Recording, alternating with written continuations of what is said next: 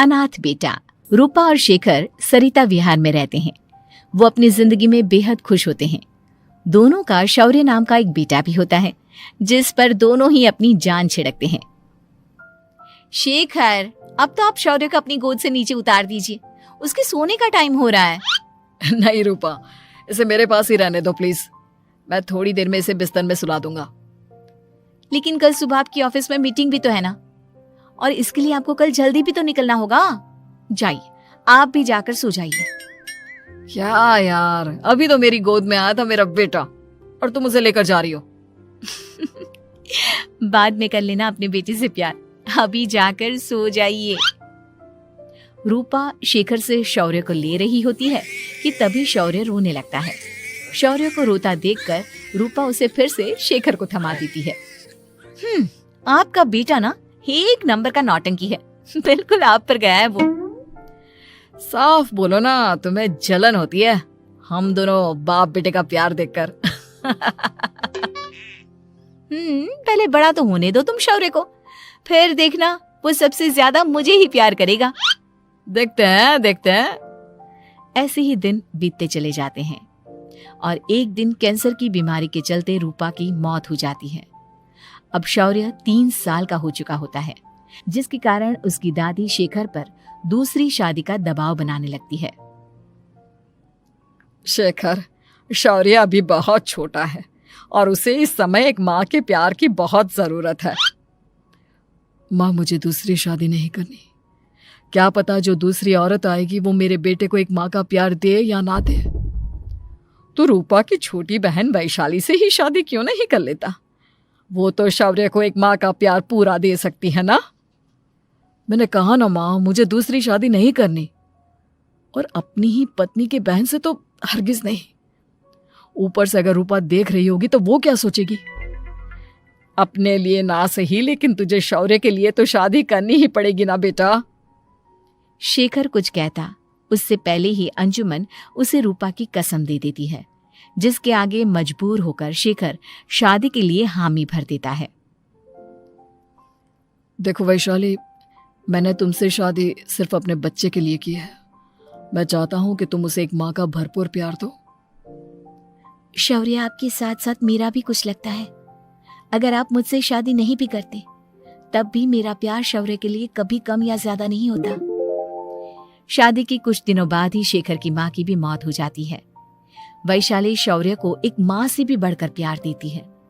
शौर्य को लेकर वैशाली का यूं निस्वार्थ प्यार देखकर शेखर को भी उससे प्यार हो जाता है और कुछ सालों बाद शेखर और वैशाली का भी लड़का हो जाता है। लेकिन इसके बाद वैशाली का शौर्य को लेकर बर्ताव बदलने लगता है। वैशाली, मैं देख रहा हूं तुम आजकल शौर्य का जरा भी ध्यान नहीं रख रही हो। मुझे पता नहीं था कि आदित्य के होने के बाद तुम इतना बदल जाओगी। आदित्य मेरा अपना सगा खून है और शौर्य दीदी का, फिर मैं दोनों में अंतर कैसे नहीं करूं? माँ भले ही दोनों के अलग अलग है, लेकिन पिता तो एक है ना। अगर मुझे पहले पता होता कि तुम इतनी जल्दी बदल जाओगी तो मैं कभी तुमसे शादी ही नहीं करता। हाँ, तो किसने कहा था आपसे मुझसे शादी करने के लिए? मैं थोड़ी ना आई थी आपके पास, आपकी माँ ही आई थी मेरे घर आपका रिश्ता लेकर। वैशाली, मुझे तुमसे ऐसी उम्मीद नहीं थी। गुस्से में शेखर अपना पैर पटकता हुआ शौर्य को वहां से लेकर चला जाता है। पापा, मम्मा मुझसे प्यार क्यों नहीं करती? क्या मैं उनका सगा बेटा नहीं हूँ इसलिए मुझसे प्यार नहीं करती? मम्मा नहीं करती तो क्या हुआ बेटा, पापा तो करते हैं ना आपसे प्यार।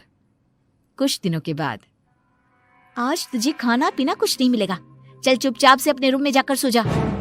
माँ, अब भाई को खाना क्यों नहीं दे रही हो? बेटा तू आराम से खाना खा, इस नालायक की चिंता मत कर। एक दिन खाना नहीं खाएगा तो मर नहीं जाएगा ये। अगर भैया नहीं खाएंगे तो मैं भी नहीं खाऊंगा। तू अपने भाई का भक्त क्यों बन रहा है? ये तेरा सौतेला भाई है, सगा नहीं जो तू लक्ष्मण बन रहा है। माँ, आपको इतना भी नहीं मालूम? श्री राम और लक्ष्मण सगे भाई नहीं थे। श्री राम माता कौशल्या और लक्ष्मण माता सुमित्रा की कोख से जन्मे थे। दोनों के सिर्फ पिता एक थे, लेकिन माँ अलग थी। मुझे ज्यादा ज्ञान देने की जरूरत नहीं है, ये सतयुग और त्रेता युग नहीं है, समझे? आया बड़ा भाई का चमचा। इतना कहकर वैशाली वहां से चली जाती है। जिसके कुछ टाइम बाद शिखर वहां आता है और आदित्य उसे सारी बात बताता है। मुझे माफ कर दो शौर्य, तुम्हारी माँ के जाने के बाद मुझे दूसरी शादी का फैसला करना ही नहीं चाहिए था। अगर मैं दूसरी शादी नहीं करता तो शायद आज तुम्हारी ये हालत ना होती। नहीं पापा, अगर आप शादी नहीं करते तो मुझे आदित्य जैसा छोटा भाई कभी नहीं मिलता। थैंक यू मुझे इतना अच्छा भाई देने के लिए। तुम दोनों हमेशा ऐसे ही साथ रहना, फिर कोई भी तुम दोनों का कुछ नहीं बिगाड़ पाएगा। चलो मैं तुम दोनों को आइसक्रीम खिला कर लाता हूँ, बहुत भूख लग रही है ना। शिखर शौर्य और आदित्य को आइसक्रीम दिलाने लेकर जाता है। वो दोनों को पार्क में खड़ा करके आइसक्रीम लेने जा ही रहा होता है, तभी तेज रफ्तार से आती हुई एक गाड़ी उसे कुचल देती है और उसी पल शेखर की मौत हो जाती है, जिसके बाद शौर्य की जिंदगी नर्क से भी बदतर हो जाती है। सुन रहे चिरकुट, इस घर के किसी भी सामान को मेरी मर्जी के बगैर हाथ मत लगाना। इन सब पर अब तेरा कोई हक नहीं है, समझा? ठीक है माँ, मैं आपकी इजाजत के बगैर किसी चीज को हाथ नहीं लगाऊंगा। चल जाकर अब पूरे घर की सफाई कर। महज 7 साल का शौर्य वैशाली के कहने पर अपने नन्हे नन्हे हाथों से पूरे घर की सफाई करने लगता है।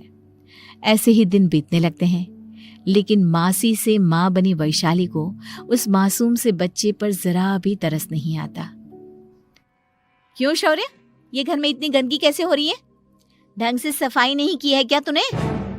माँ मैंने तो अच्छे से सफाई की थी, लेकिन आदित्य बार बार इधर उधर चलकर गंदा कर देता है। अच्छा, खुद से एक काम ढंग से नहीं होता और अपनी गलतियों का जिम्मेदार मेरे बेटे को ठहराता है। इतना कहकर वैशाली बांस का डंडा उठाकर शौर्य को जोर जोर से मारने लगती है। तभी वहां वैशाली के मायके वाले भी आ जाते हैं और उसकी सारी करतूतें देख लेते हैं। माँ मैं ऐसा क्या करूं जिससे आप मुझे भी आदित्य के जितना प्यार करोगी? बोलिए ना माँ, मेरे क्या करने से आपके अंदर मेरे लिए ममता जागेगी? वैशाली शौर्य की एक नहीं सुनती, उसके ऊपर डंडे बरसाती जाती है। हद पार होते देख वैशाली की माँ उसका हाथ पकड़ती है और जोर से उसे थप्पड़ मारती है। यही सब करने के लिए तूने दामाद जी से शादी की थी? हमने सपने में भी तुझसे ऐसी हरकत की उम्मीद नहीं की थी। तू माँ नहीं, माँ के नाम पर एक धब्बा है। बस कीजिए माँ, आदित्य के इस दुनिया में आने से पहले मैंने इसे बहुत प्यार किया था, लेकिन अब जब मेरी खुद की औलाद है तो मैं किसी और के बच्चे से प्यार क्यों करूं? अरे नालायक औरत, जिसे तू किसी और का बच्चा कह रही है वो तेरी खुद की सगी बहन का बच्चा है। बहन है तो क्या हुआ, मेरे अपने बच्चे से बढ़कर तो नहीं हो सकता ना ये कभी। अगर यही बात थी तो तू हमें पहले बता देती, हम शौर्य को अपने साथ ले जाते। उसे इस तरह प्रताड़ित करने की क्या जरूरत थी? अगर आपको लेकर जाना है ना तो ले जाइए इसे, मैं नहीं रोकूंगी। नहीं माँ, मुझे कहीं नहीं जाना, मुझे आपके साथ ही रहना है। मैं तेरी कोई माँ बाबा नहीं हूँ, तेरी माँ मर चुकी है, समझा? अब निकल जा मेरे घर से। माँ अब बहुत गंदी हो, मुझे भी नहीं रहना आपके साथ, मैं भी भाई के साथ ही जाऊंगा। अरे तू क्यों जाएगा, तू तो मेरा सगा बेटा है, जाने दे इसे। हम यहाँ ऐश से रहेंगे, तुम्हारे पापा बहुत सारी जमीन जायदाद छोड़ गए हैं तुम्हारे लिए। नहीं माँ, मुझे भाई के साथ जाना है। आप अच्छी नहीं हो, आप बहुत बुरी हो, आप भाई को बहुत परेशान करती हो। देख वैशाली, तुझसे ज्यादा समझ तो इस मासूम बच्चे में है। ये तेरे बुरे कर्मों का ही नतीजा है जो आज तेरी सगी औलाद खुद से तुझे ठुकरा रही है। आदित्य, तुझे इस शौर्य ने भड़काया है ना मेरे खिलाफ? नहीं माँ, मुझे किसी ने भड़काया नहीं, पर मैं सब देखता हूँ, सब समझता हूँ। भाई बहुत अच्छा है, वो आपकी जैसा नहीं है। चलिए नानी। इतना कहकर वैशाली के मायके वाले आदित्य और शौर्य को अपने साथ ले जाते हैं और इस तरह वैशाली बड़े से घर में अकेली पड़ जाती है। 2 बेटों के होते हुए भी आज उसे माँ कहकर बुलाने वाला कोई नहीं होता।